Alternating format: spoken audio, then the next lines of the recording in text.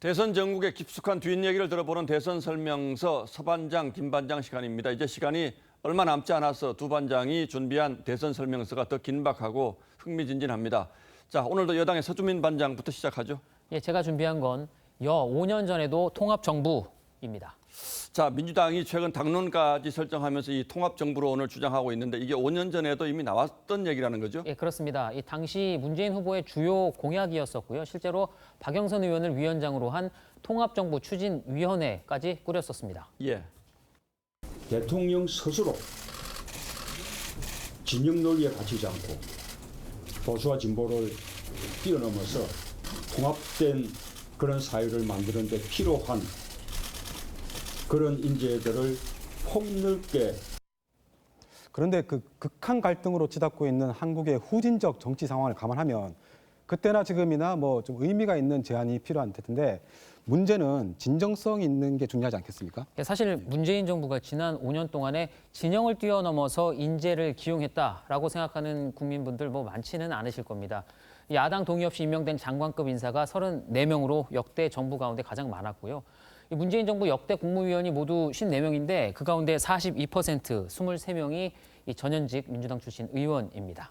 예, 뭐 다 잘못한 건 아니겠고 문재인 정부가 분명히 공도 있고 과도 있을 텐데 이 통합과는 분명히 다른 방향으로 갔다라는 이 비판을 피하기 어려울 것 같습니다. 그런데 약속을 지키겠다는 노력은 했습니까? 시도가 또 전혀 없었던 것은 아닙니다. 고인이 된 정두원, 노회찬 전 의원 등 일부 야당 의원들의 입각을 타진하긴 했었는데 예. 그게 전부였습니다. 네, 통합정부는 고사하고 21대 총선에서 거대 여당이 된 뒤에는 일방적으로 사실상 의회를 거의 다 끌고 갔잖아요. 예, 근데 문제는 과거 잘못에 대한 분명한 사과도 없었던 데다가 어떻게 통합정부를 구성하겠다라는 건지 구체적인 방안도 좀 빠져 있다는 점입니다.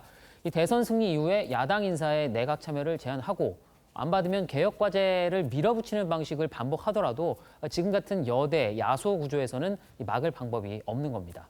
예, 국회에서 180석 차지하면서 통합의 취지가 사실 뭐 거의 사라지는 건 분명한 것 같고요. 그런데 지금도 사실 통합정부를 주장한다고 하면 제1야당인 국민의힘이 그 첫 번째 대상이 돼야 되지 않겠습니까? 그런데 그건 없는 거죠. 그렇습니다. 지금 주로 심상정, 안철수 후보에게 집중이 되어 있습니다. 이런 건 소위 이분을 제외한 진짜 국가의 발전과 국민의 삶을 좀 개선하자고 하는 모든 정치 세력이 가능한 범위 내에서 협력하자. 제1야당을 사실상 빼고 통합을 하겠다. 이게 진정성 있게 받아들여질지 굉장히 좀 의문입니다. 예, 그런 점에서 이 5년 전에 민주당이 공동정부를 구성하자고 했던 김종인 전 위원장의 제안을 어떻게 평가했는지 한번 들어보시죠. 지금 대선이 일주일밖에 남지 않았고요. 단순한 표를 얻기 위한 선거 전략이 아니냐라는 그런 비판이 가능하지 않은가 그렇게 생각하고 있습니다. 높은 정권 교체 여론의 파고를 통합정부론으로 넘어보자 뭐 이런 취지 같은데 이게 과연 진정성 있는 제안인지는 유권자분들이 앞으로 판단을 하겠죠. 자, 야당 김정우 반장이 준비한 설명서는 뭡니까? 네, 야당 설명서는 사표냐 생표냐입니다. 예, 그 야권 후보 단일화가 결렬된 이후에 사표 방지 심리가 관심으로 부상을 하고 있는데 이게 실제 작용할지 한번 짚어보겠습니다. 자, 단순하게 보면 당선 가능한 후보에게 표를 몰아주자 뭐 이런 주장인데 이게 기호 1번, 2번 후보의 선거 전략에는 아주 중요한 거죠. 예, 이 문구 한번 보겠습니다. 이인재 찍으면 김대중 당선된다. 이게 지금 1997년 그 대선 때 한나라당의 당보에 적힌 건데요. 예. 이회창 후보가 막판에 적극 홍보를 했습니다. 그리고 또 비교적 최근 사례도 있는데 그건 직접 한번 들어보겠습니다. 정의당에 대한 지지는 다음 선거에 하셔도 좋지 않겠나 이런 생각이 듭니다. 저도 기억이 생생한데 이 대선을 일주일 앞두고 민주당이 이렇게 저렇게 주장을 하니까 이 정의당에서 상당히 반박했던 그런 기억이 나거든요. 그래서 지금도 좀 약간 비슷한 상황이 계속 이어지다 보니까 그 심상정 후보는 이번에 이제 생표란 표현으로 적극 반박을 하고 있습니다. 심상정에게 주는 표만 생표가 되고 살아 움직이는 변화의 표가 될 것입니다, 여러분.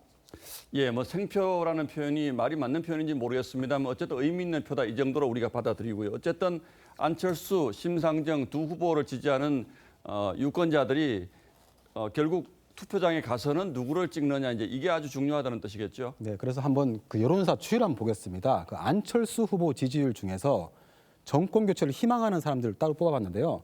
이 81에서 시작해서 이렇게 68, 66까지 이렇게 계속 줄어들고 있습니다. 예. 그래서 이제 국민의힘에서는 이게 이제 사표 방지 심리가 작용했다는 입장인데, 그래서 조금 전에 이 장면이 이제는 안철수 찍으면 이재명 당선된다, 이런 주장으로까지 이제 이어지고 있습니다. 예. 아니, 근데 제 생각 좀 다른 게, 아니, 누가 감히 유권자의 한 표를 뭐 죽은 표다 이렇게 단정할 수 있느냐 이겁니다. 뭐 설사 이 당선이 되지 않더라도 어떤 후보를 내가 지지했다, 이 행위 자체가 상당히 의미 있는 거 아닌가요? 예, 분명히 그런 측면이 있습니다. 그런데 또 여론사를 하나 더 보겠습니다. 보면 그 이제 사표 방지 심리로 해석할 수 있는 수치가 있습니다. 바로 지지 후보를 바꿀 수 있을지 여부를 묻는 항목인데, 이 질문에 심상정 후보 지지자는 65.7%, 그리고 안철수 후보 지지자의 55.6%가 바꿀 수 있다고 답을 했습니다. 근데 이제 이재명, 윤석열 후보보다 월등히 높죠.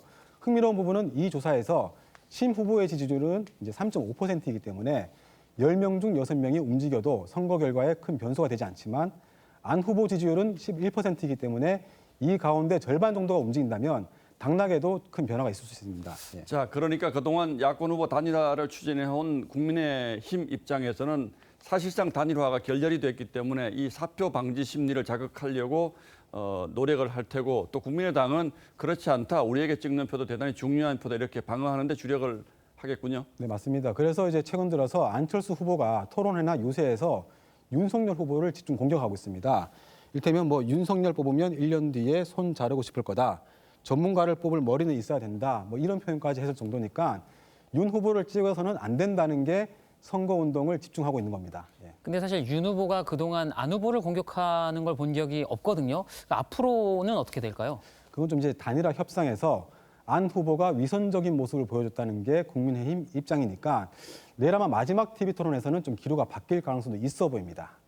예, 그동안은 TV 토론회에서 안철수 후보가 공격하고 윤석열 후보는 좀 참는 분위기가 역력했는데, 내일은 달라질 수도 있겠군요. 내일 밤 8시 마지막 TV 토론은 저희도 중계를 할 예정이니까 많이 지켜봐 주시기 바랍니다. 자, 두 반장 오늘도 잘 들었습니다.